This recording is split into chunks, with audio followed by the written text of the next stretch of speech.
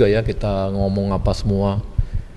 Yang pasti kalau dia terlibat match fixing ataupun pengaturan skor atau apapun yang berhubungan judi dengan itu, udah pasti orangnya di blacklist di Eropa. Dicari orang yang memang di Eropa, di Belanda pun dia dihargai. Kalau di istilah wartawan, abang-abangan.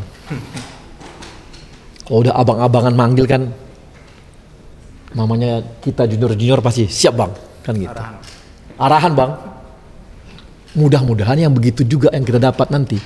Yang dia kalau ketemu pemain-pemain ini, arahan bang, siap bang, ya begitu. Gitu. Oke. Bang, kalau rumor Luis Van Gaal katanya jadi direktur olahraga gimana bang? Ada bantahan nggak? Kan udah dibantah sama Van Gaal ya? Gulit bang. Apanya? Ya nggak tahu lah ya, gitu. Berarti dari PSSI membantah juga nih. Pokoknya kita nggak tahu. Jadi intinya Dirtek itu udah ketemu apa belum? Kita gini dulu. Dirtek itu, nah ini Dirtek itu tidak hanya sekedar membawahi pemain timnas.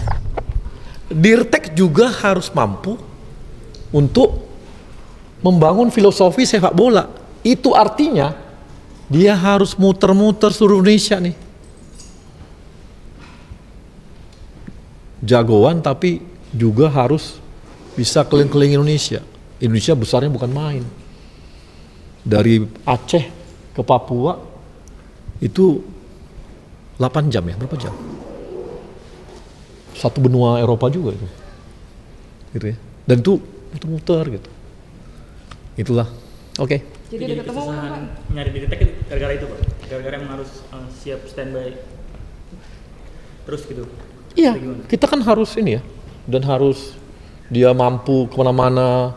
Dia bisa ke Aceh, bisa ke Palembang, bisa ke Kalimantan, bisa ke Sulawesi, menyamakan persepsi. Nggak gampang, kita nggak hanya bisa bikin Dirtek gitu. Berarti udah ada ya Bang? Ya itu nanti aja. Bang, total tim kepelatihan yang akan dibawa tuh berapa sih kalau boleh tahu? Total tim kan lengkap, ada yang 3, 1 head coach-nya, asistennya 2, habis itu nanti ada tim yang analisnya, ininya, apa semua tuh lengkap lah gitu. Itu sepaket diperkenalkan tanggal 12 itu semua. Ya mudah-mudahan. Kalau ada kayak STK sih, ada pelatih fisik, ada pelatih khusus Pelatih fisik udah pasti ada. Oh itu belum tahu. Berarti 2 asisten salah satunya yang nanti bertanggung jawab U23 ya Bang? Ada salah satu yang menanggung jawab 23, ada juga bertanggung jawab terhadap teknik. Bang, mungkin balik lagi tadi soal PSSI rugi yang bukan rugi, yang maksudnya harus mengeluarkan puluhan M ya. Berarti penekanan aja itu berarti kompensasi atas kontrak Sintayong ya Bang. Dan apakah angkanya sampai saat ini sudah disetujui atau masih dalam perhitungan? Enggak, udah sesuai dengan kontrak aja. Udah final. Jadi kalau ada yang bilang, wah ini permainan ini itu mafia apa semua, aduh puluhan M. Bang, izin Nggak mungkin lah, siapa yang mau, ada-ada aja. Tanggapan dari Putra Sintayong yang menyayangkan sikap PSSI seperti apa? Saya rasa sebagai anak harus kita hargai, wajar begitu. Tapi mungkin bisa juga tanya sama bapaknya, bagaimana sikap kami selama 2 tahun ini, ya kan? Kan 2000 kemarin sampai sekarang gaji nggak pernah telat, ya. Tim pelatih apa yang diminta oleh Sintayong kita berikan. Sintayong minta dokter, artinya apa? Dokter dari kita, dia nggak gitu percaya, artinya tim kesehatan, dia minta sana, itu pun kita kasih. Dia minta pelatih untuk striker, itu pun dikasih. Beliau minta untuk ya banyak hal, kita kasih. Saya rasa pelatih Sintayong juga tahu kok apa yang kami lakukan. Dan kompensasi yang kita berikan juga sesuai dengan kontrak. Coach ST sudah resmi pamitan Bang dengan PSSI. Kan kemarin udah ketemu Pak itu Arji ya. Bang, terkait rumor yang beredar mengenai calon kandidat itu terafiliasi sama judi, gimana?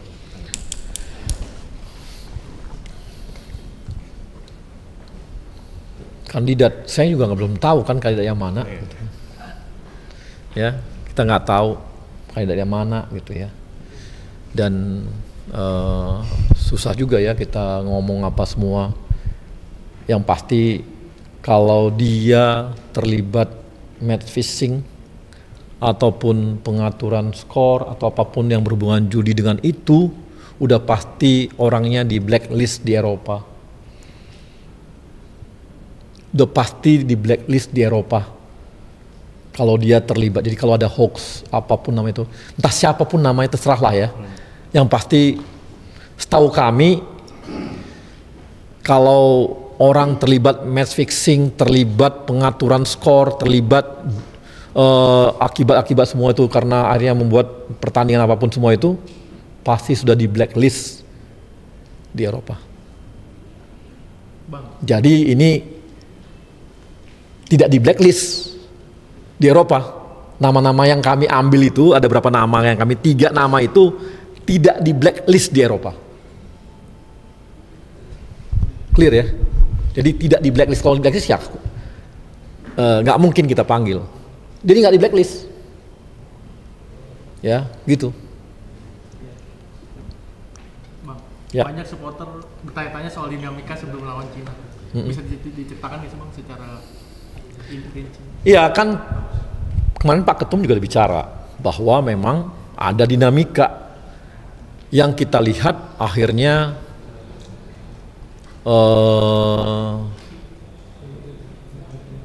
memang keharmonisan itu yang berat.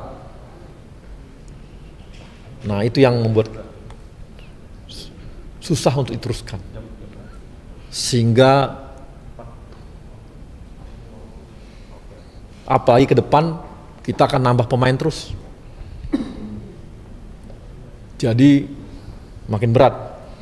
Dan itu yang membuat kita mengambil resiko tadi. Resiko disalahkan kalau nggak lolos.